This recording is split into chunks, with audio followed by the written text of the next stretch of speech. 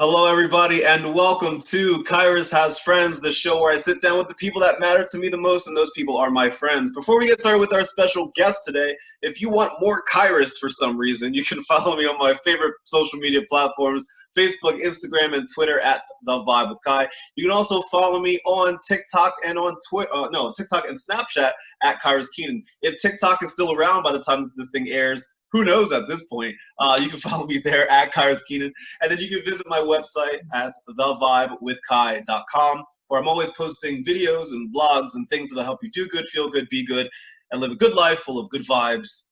But enough about me. Enough about me and my websites. Enough about me and my social media platforms and all that nonsense. I'm sitting here with one of my TikTok buddies, one of my friends. Somebody that without the TikTok, I don't know if we would have ever crossed paths. And that thought makes me sad. But thankfully, TikTok is here, and I'm able to sit and talk with, okay, I'm going to say it right, with my friend Candace, La Huerita 70. Perfect. You did it. That's perfect. That's perfect. Well, that's all we have time for. It was a pleasure speaking with you. That was great. Thanks so much. So glad I could be here. Candace, what's going on? Happy 2020. Happy 2020. It's been a year. Right? It has been a year, but you know what? We're here. We're smiling. We're breathing. We're all doing our thing. So before we get into your story, I do want to ask you. This is just my normal check-in to see how you're doing. How is pandemic life going for you? It's I kind of low-key enjoy being quarantined. Yeah, that's fair. No, I totally get that. I get that. It is actually going well. Mexico is taking a lot of good steps when it comes to being out in public and things like that. I was originally in the States when everything kind of blew up with the pandemic. I was visiting my family, and so I thankfully got to be quarantined with my mother, which was the best thing that could have happened. Sure. But when we came back, it is a little bit like the States, where there are some people that are taking it serious and others that are not. And so you do have kind of a mix of that going on, but it is all around us. And businesses here are really doing a great job at limiting exposure and everything like that. So far so good. So for those of you that kind of caught on there, so Candace is not in the United States at the moment. She is down in Mexico, which I don't know if you guys know this or not, but the pandemic is not just a United States problem. It is a world problem. It is a pandemic. It is worldwide. So down in Mexico now, where you are, is that considered, like the part where you live, is that considered like a hot spot as well? Like, did you guys have like a really bad problem with it, or is it kind of just more or less under control? No, so where we are is not considered a hot spot. Okay. The capital city of our state, which is ironically Puebla, it's the same as the name of the state itself, which is Puebla. They initially had a large number of cases because they had a lot of people who had traveled into the United States, specifically Colorado, for skiing and things like that. And so it's our fault. You're saying it's our fault. Maybe just a little bit. No. But so when it blew up in our state in particular, now it is blown up in different states in Mexico for different reasons. But when it blew up in our state in particular, that was the driving force behind it. And we're very close to Mexico City, and Mexico City is huge, and it has a huge international community, a lot of international travel, and so that definitely, our closeness to Mexico City definitely set that off as well. But where we are is a very small town in our state, and so it hasn't affected our small towns as rapidly or as badly as the bigger cities here. Yeah. Sure, I got you. So it's funny because every time that you come into one of my lives, or I go into one of yours, I want to come. I want to come visit. I've never been to Mexico. I want to come and see. I want to see Mexico. I want to see what it's like. If I were to, let's just say I would come down there next weekend, what would be like the thing that you'd be like, okay, this is what you have to do? Oh, I would take you out in the campo, which is the fields. Yeah, I was like, what is that? I don't know. No habla español. I'm so used to calling it the Campo because where I am is not a huge tourist area. Okay. It's not. I'm the only American in my town, and pretty much Yeah. for all the little towns around us. Right. But I would take you out Yes. and show you the beautiful. I want to say beautifulness, but that's not a word. So It is now. It is now. yeah, the beautifulness that is my rancho. No, I would definitely introduce you to all of the wonderful people here. Yeah. You'd get to eat some amazing food, and when I say amazing, I mean amazing. Mexican food in the United States is not Taco Bell. Taco Bell's not cutting it. No, No? they're not even in the same category. Not Oh even. man, I've been lied to for 33 years of my life. I thought Taco Bell was authentic. You're saying it's not? Taco Bell is not authentic. No. What? This But that's is what I would do. malarkey. You know, we do have some beautiful sites around here. There are volcanoes in Puebla in particular.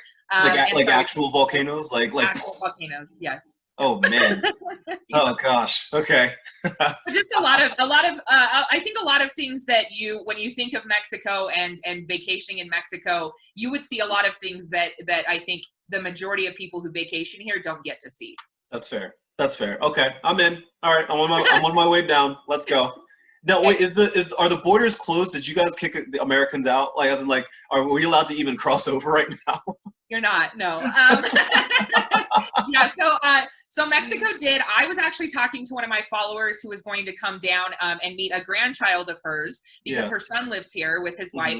And what she said was that Mexico has restricted it to you have to prove that you live in Mexico in order to come back in, or you have to have a surgery scheduled. But other than that, you're not allowed to come into Mexico, which is huge for Mexico because, you know, tourism is one of the main profits for Mexico. So it's a big deal that they closed it. But yeah, they were like, no, we're done. Wow, you guys are done with us. Well, we're done with you. We're like, we need you guys to get your stuff under control, and then you can come and listen. Let me tell you, it is Florida and Texas and Arizona. We need and even California at this point. But where I live up in New Jersey, like the Northeast part. We're good. We're doing our due diligence. But Florida, if anybody from here is listening from Florida right now, get your life, because I'm trying to go down to Mexico. I'm trying to go. Absolutely. Yeah. That's funny. I'm from Utah, and I have a little sister in Nevada, and both of those states aren't doing well either. So I think I don't know what's happening, but I know it's just all the United States is we're just in trouble. That's all. That's all it is. That's what's happening. Wear your masks, everybody. Wear your masks. Wear your mask. Please. Just wear your mask. Just please wear them. But with that being said, there is a reason that you are down in Mexico and not in the United States.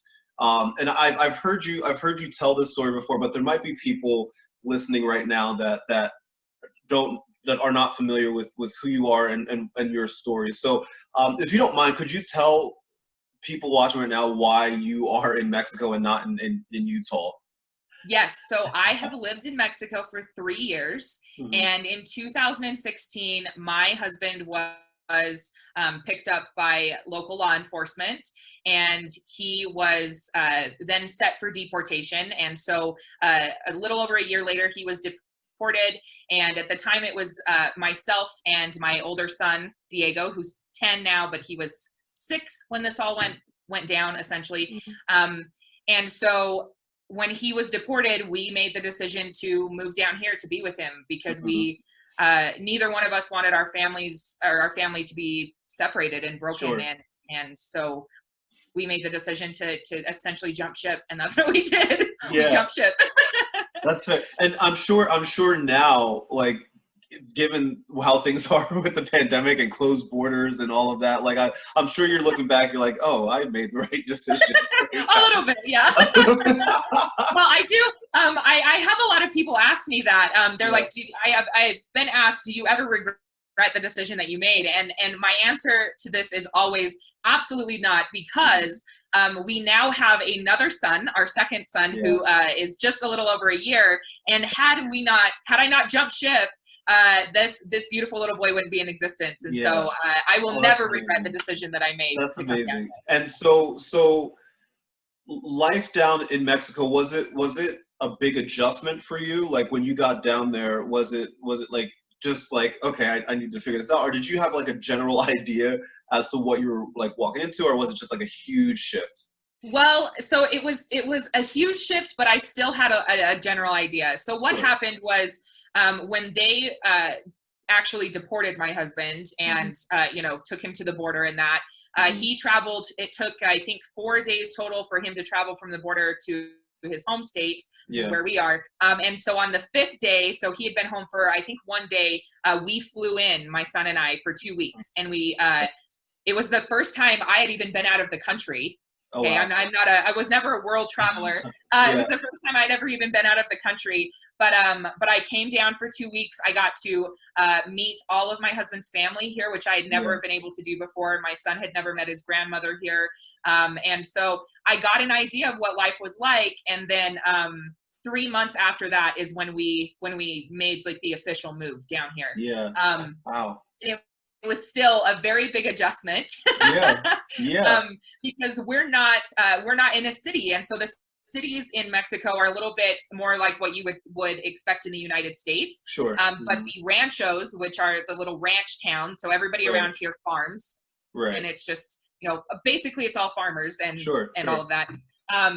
And so these towns down here don't have as many conveniences as the cities, or even not even close to the U.S. Right. And so there's a lot of adjustments in just what you do on a day-to-day basis, how you clean your house, how your water works down here, Yeah. how the trash works, just all of it. It's drastically different than the States. So Right. it took I think about a month for me to kind of get into a Sure. groove and get used to how things worked. Yeah. Oh my gosh, I can't even imagine, just like just the ideology shift that kind of happens there. But like you said, to your point, I mean, it's all worth it, right? Because like you get to spend time with your family, you have another child, because of this, and that's like a beautiful thing.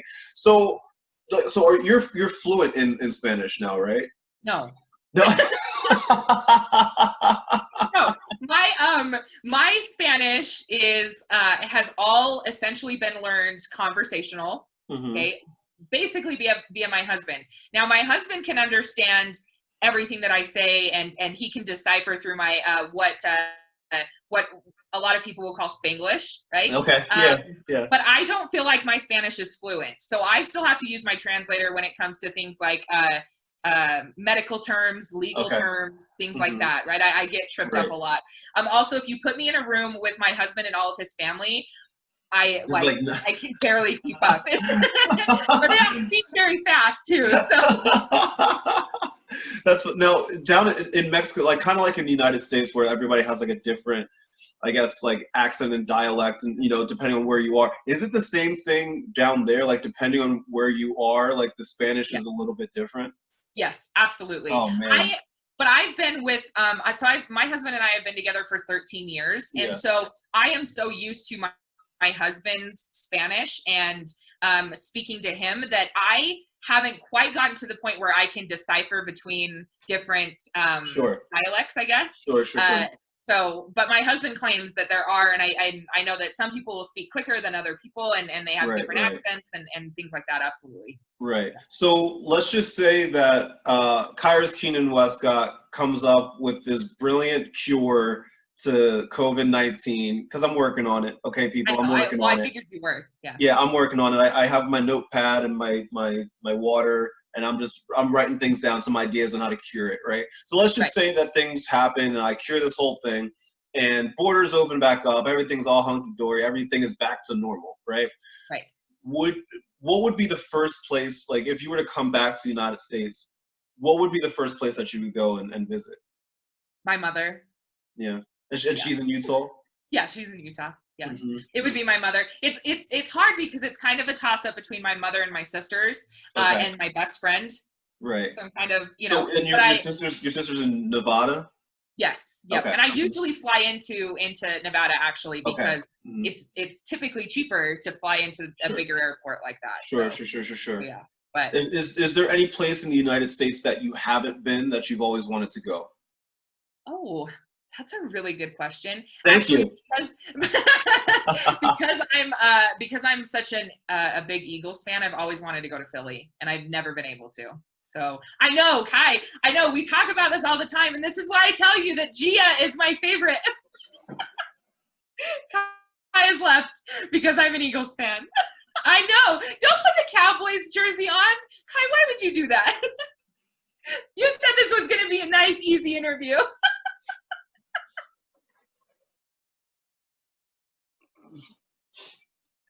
I'm sorry. You were saying? You were saying? I'm sorry. You kind of broke up a little bit there, and I had to go get a better signal. So I'm sorry. What were you saying? Gia, I want to talk to Gia.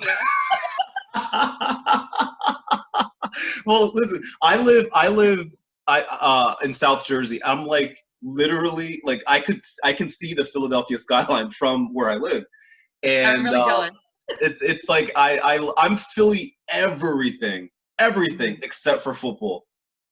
I'm Philly everything except for football. I am a diehard Boys fan. I know, and the worst part of that is that out of all of the teams that you could pick other than the Eagles, you picked the Cowboys.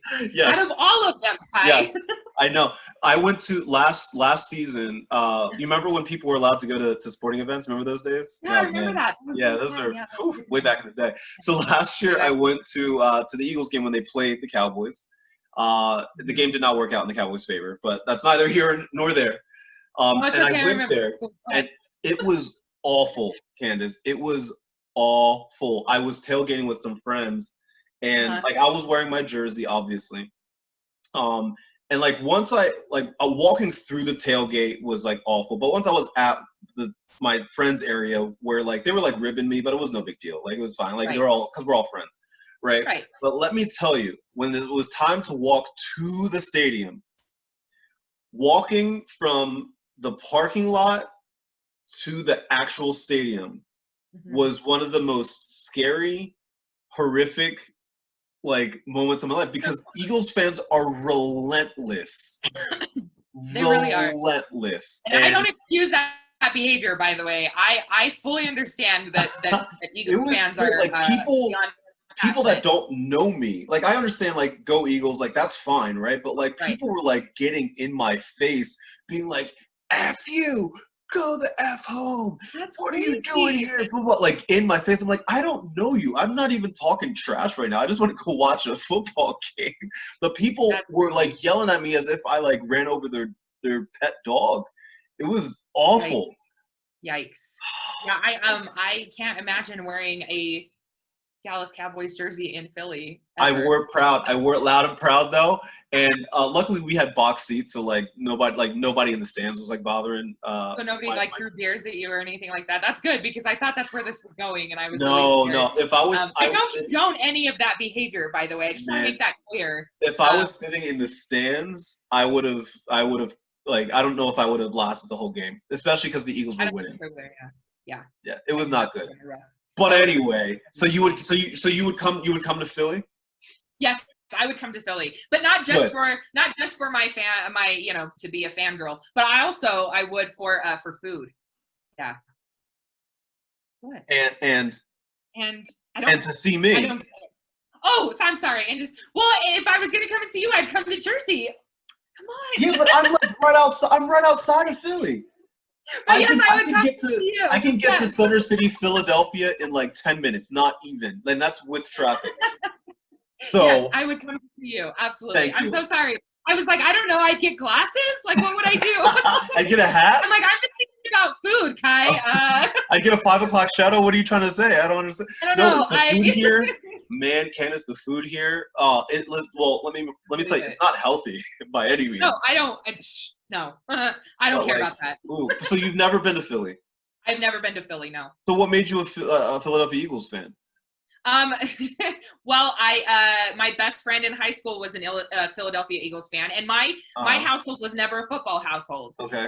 And so I watched a lot of games with her, and she taught me a lot about football more than I knew, and because she was an Eagles fan, I became an Eagles fan, and that's who I learned off of. And then I stuck with them all of those years because we didn't get a Super Bowl for. You're closer to Dallas than Philly, right?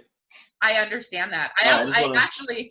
My mother was born in Texas, and I have roots in Texas, but I still am not a Dallas Cowboys fan. Fine, I'll let it slide. I'll let it slide this time. But just know that you're always welcome to come to the winning side if you want.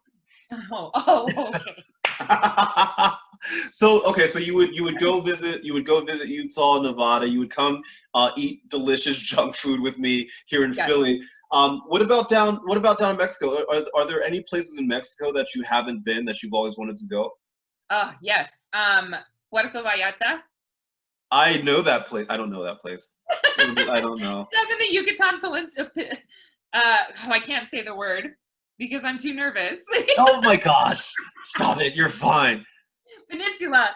Thank you. It's up in that. There's like there's the city of, and now I can't remember the name off the top of my head. I want to visit all of Mexico. Being here, I have not been able to visit any of the beaches, which I feel is a crime. How close do you live to a beach? I am probably about a 10-hour drive away. Yeah, and so we haven't ever been able to venture out there. Yeah, that's not. I live maybe low lie, probably like 30 minutes from a beach, and it's beautiful. I love it. In fact, I might go to the beach today. Another reason to visit Caen. I know. Listen, Jersey Shore. There's so much to do. I know. Come on over. But hold on. Let me fix COVID first. I told you I'm working on it. Okay, stop. Don't rush me. I'm working on it. I won't. Jeez. So let's talk about the TikTok, because the TikTok has been quite the game changer for a lot of us. And obviously that's how you and I met. And now you're at a point. How many followers do you have now? Like 100,000 something? I have, the last time I checked, I had 129,000. 29,000. What? No, that's good. No, that's great. But here's the thing. I told you this before. One of the reasons why people gravitate towards you is because like you are very personable, and you're very kind, and you are a genuine soul, on that platform. Where let's be real. There's not a lot of genuine souls on that platform. And it's not like dances. Yeah, right. But you're not putting on a performance. It's just like you being you and telling your story and answering people's questions and things like that. So like, there's a reason that you have the following that you have. How has TikTok changed your life over the last couple of months? Wow. Well, I feel like I have a responsibility to 129,000 people now that I didn't have before. So that's a little bit of pressure. No big deal. Yeah. It has allowed me to do something that I've always wanted to do. And so when I was going through this with my husband and with my with just at the time Diego, my child, I had an amazing support system. My family was amazing. I had an incredible best friend right next to my side the entire time. But a lot of the times it felt really, really isolating, because when you have a family member that's in the United States, and without documentation, so undocumented, you live basically under a shadow. It's something that you don't get to talk to people about. You don't ever get to talk to people about the fear of not knowing whether or not your significant other is going to come home from work. And you worry every day. You worry when your phone rings. And so when I was going through it and I was trying to navigate through things, I remember, trying to search for support groups and for other women that were in my situation, or just families that were in my situation. And I remember thinking, nobody's talking about this. Nobody's talking about it. And all I wanted to do was talk to another person that could understand what I was feeling. And so I told my husband numerous times, I want to find a platform where I can talk to people about this, where I, can bring this out of the shadows, because I think it's important for people to see, the families that are affected by what's going on with the immigration system. And and how, you know, we navigate through it. And for those families to know that they're not by themselves, that they have support, and there's a whole community of us. There's so many of us. And so when I got on TikTok, I first did a Amy Schumer voiceover because she's one of my favorite people. Yeah. And then I just made a video where I just told the world, you know, my name's Candace. My husband was deported and now I live in Mexico. I'm gonna, you know, give you a bunch of TikToks about what it's like in Mexico. And it blew up. And what I found was the overwhelming amount of people who can relate to my situation or who are in my situation. And there are so many things that they don't know and that they can't find answers to that I know, because I've had to go through it. I've had to do all that legwork on it. And so it's given me a chance to help these people, but it also has given me a chance to show the world that what you see on the news about Mexico and, you know, them only showing you violence that happens here, because that's all you ever see. It's given me an opportunity to show people that that's not what Mexico is. It's an entire country full of incredible people that are focused on family, and just beauty everywhere, and amazing food, and all of these things that Mexico has to offer that I don't think anybody gets to ever see. As you tell your story on these platforms, both on TikTok and on Instagram, do you hear back from people that are in similar situations, or are currently going through the same thing that you went through, or did in the past? Do you hear back from a lot of people like that? I do. So one of the hardest things that I do on TikTok is I encourage everybody to DM me or email me. I set up an email address for it. And I encourage them to, you know, reach out, let me know if you have questions. And, it's been really overwhelming because I will wake up to at least 50 new messages a day. Wow. Across those, and that's Instagram, my email, and TikTok. And so I go through and I try to answer all of these, and I'm currently like 3 weeks behind on these messages because there's a lot. So it's overwhelming to know how many people are in a similar situation or at any point in this process.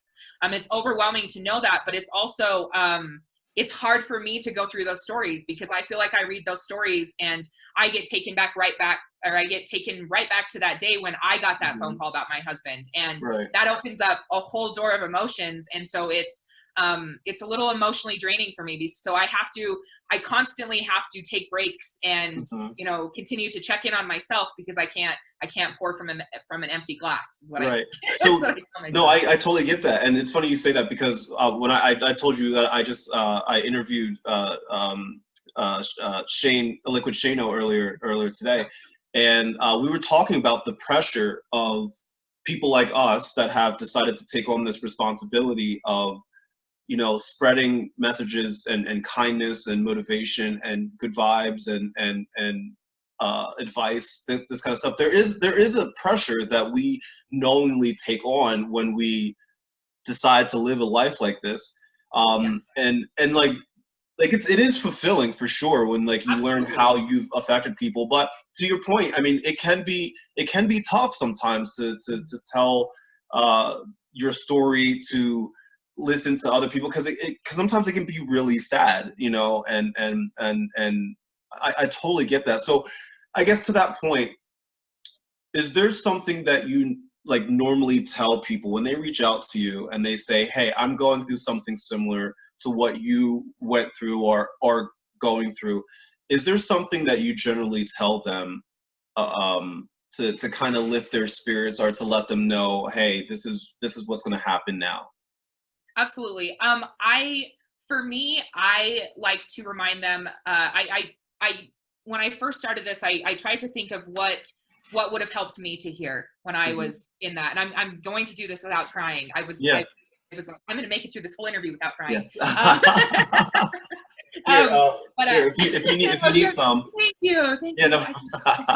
Thank you.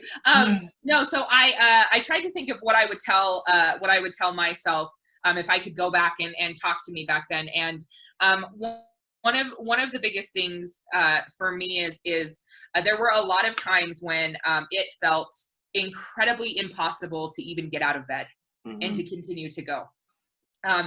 And so what I like to tell them is, listen, what you're going through isn't fair. And it's unfortunate that you and your family have to endure something like this. But what I can tell you is that even though it doesn't feel like it right now, there is going to be a light at the end of the tunnel. Whatever it is for you, it will be there. And so you have to just keep getting up. You have to keep pushing forward, and you have to keep going, because life is going to knock you down. It's going to hurt and it's unfair, but you have to continue to fight, because your family needs you and you need to keep going, because you know, I had days where I, you know, felt like it was going to be the end of the world, and that I just couldn't keep doing it. And had any of those days won in that sense, had that one at any point, I wouldn't have the incredible life that I have now. And so I tell them, you decide what you're going to do for your family, and then you go out and you get it, and you don't let, you know, if you get knocked down, that's okay. Take a minute, you know, feel your emotions, go through all of that, but get back up and keep fighting, because you deserve it and your family deserves it. I applaud you, and I like, because I know that this isn't easy, you know, like this is really, really hard. I can't even remotely imagine the emotions, not just back then, but like even to this day, I'm sure you think about when you have to revisit, you know. I can't talk about it without getting emotional. I applaud you, because you have decided to take your story and use it as a platform to help motivate other people, and to help guide other people as they navigate, you know, similar circumstances. And then on top of that, even if somebody isn't necessarily in that circumstance, they're able to take, you know, this world that you live in and find ways to apply it to themselves as well. You know, like even for somebody like me, like I have never been in that situation, right?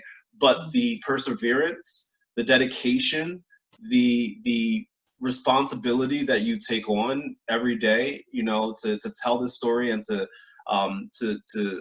be family driven, and like that kind of stuff, it like means a lot, and it goes a long way. So like I think that's one of the reasons why I connected to you, because like I was like, she is so genuine. I mean, I feel like if you're going to put your story out there, especially with what I'm doing, you just have to do it, the good and the bad. You have to, you know, just fully be out there. And because, you know, this is such a hard thing for people to talk about. And that's all I want them to do, is I want them to talk about it. I want people to know that this is what our families go through. I want them to know that the immigration system as you see it is not black and white. It's these are real families, these are real people. And I want, you know, one of my least favorite stigmas in it is when somebody assumes that my husband is a criminal. It's one of my least favorite stigmas that comes along with this. And so I think that one of the things that I've got to do with my platform is I've got to, you know, show my husband, and he's an incredible father, and he works. He's one of the hardest workers that I've ever known, next to my mother. And because, you know, she's my mom.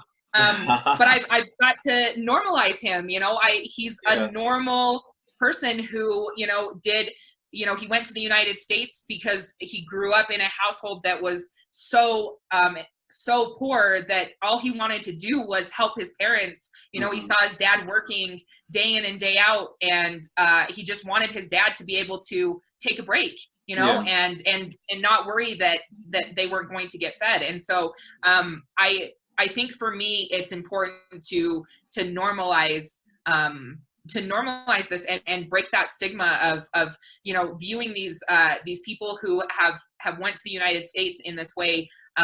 You know, it's important to make sure that they're not viewed as criminals, because they're not. They're just normal people who are incredible and hard workers. They you know, everybody has their reasons. And to a point that you alluded to earlier, what doesn't help, and I I always have to stop myself from getting too political because I don't ever want to do that. But it's sad that, you know, from a political standpoint and even a media standpoint, that adds to that stigma, that adds to this fear, that adds to these awful, just made up things and conspiracy theories that are awful. And to your point, like, these are human beings that we always have to, like, I feel like we forget that sometimes. Like, these are human beings that are trying to do what's best for their family and for themselves, and at times survive. So just literally survive. To get food on their table, to get food in general, to put a roof over their head, to take their life to a level where they're able to take care of themselves and the people that are around them. And if there's one thing I've been very disappointed in over the last 3 years, I say 3 years very specifically here, but there is a certain tribalism that is very disappointing to watch. Not saying that tribalism wasn't a thing beforehand, but now a lot of people are governed by tribalism and this fear-mongering from both the media and the government, and it's just disappointing to watch sometimes. And I applaud you for continuing to fight your fight and to tell your story, because it's stuff like this that is really, really important, and it should be amplified, because then hopefully people will realize, like, hey, this isn't, you know, some, like, a person from Mexico or from Syria or from wherever where people might be coming from. These are human beings. Just because they don't speak your language, just because they don't have the States doesn't have an official language, right? It doesn't. It does not. And people like doesn't speak English. Right? Like, I'll never understand this. Like, just because they didn't grow up where you grew up, or have the same, you know, whatever as you, like, that doesn't mean that they are less than you. Right. And there's a need to have a fear of the unknown, right? I think that's what happens to a lot of people is because they don't know something or they don't understand something, they fear it. And, you know, that's definitely the case even with Mexico. There are a lot of people that are like, well, aren't you afraid? Like, can you even go out of your house? And I'm like, of course I can go out of my house. Right. You know, there are bad things and bad people all over the world. I grew up in a small town in Utah, in rural Utah. And there were bad things that happened in my little tiny town. You know, it's everywhere. You, of course, have to be smart about it. But it's not, that's not all that Mexico is. And I want people to see that. I want, you know, I want to normalize it. Absolutely. I'm so happy that we got to sit and chat, because I think this was long overdue. I agree. It was long overdue. Well, I mean, that was also, like, mostly my fault, because I asked to talk with you like a month ago. You were supposed to write me a bio. I know. And I sent you my email, and then I may have sat by my email like a little fangirl. I was like, email soon. I'll never forget that day, because I think that day I had promised, like, a couple people to write their bios, because I would go on your page like during a live, and I would see, okay, who's this person that's talking right now, and then I saw, like, there was no bio written. And I was like, oh, I'm going to write your bio. But in my defense, I think at that time I had maybe like 5,000 followers or something like it. No, you had more than that. Because I remember doing a video with you in the very beginning of my TikTok. Because it was like, what did it say? Oh, take a screenshot of your favorite TikToker. You know, what do you make you smile? And I remember doing you, and you had 19,000 followers at that point.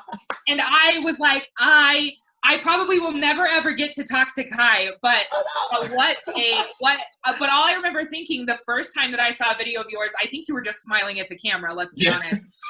And typical me. And I remember thinking.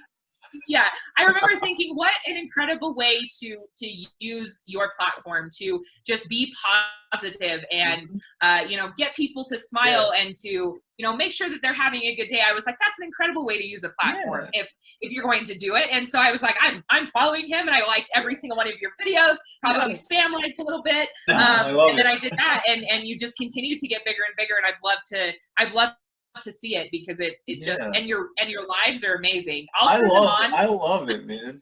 I love Yeah, it. I turn your lives on just so I can listen to you talk and the music. That's about it. That's the best. That's probably my favorite part, is just being able to interact with people, like just live and in person, because like that's always the best part. And like I've met some like legitimate friends, you know, from this, like to the point where like once the world isn't on fire anymore, I'm like, I'm going to go visit this person. I'm going to go visit this person. I'm going to go down here. I'm going to Mexico. Like I'm like I have all of these plans to do like this like Vibe with Kai world tour to go visit these people. I am. So one of the best things that ever happens on my content is people will say, you're invited to all of the carne asadas. Now, if you have ever been around a Hispanic family, getting invited to the carne asada is one of the highest honors in my book. Yes, absolutely. Is it like with black people saying you're invited to the cookout? Yes. Is it like the same thing? Exactly what it is. Yes. And so I've told my followers, like, be careful, because when I come to the States, I'm going to have a map of carne asadas, and I'm just going to come and be at everybody's carne asada, but I can just meet everybody. So here's my ignorance. I thought carne asada was a thing at Taco Bell. Once again, I'm wrong.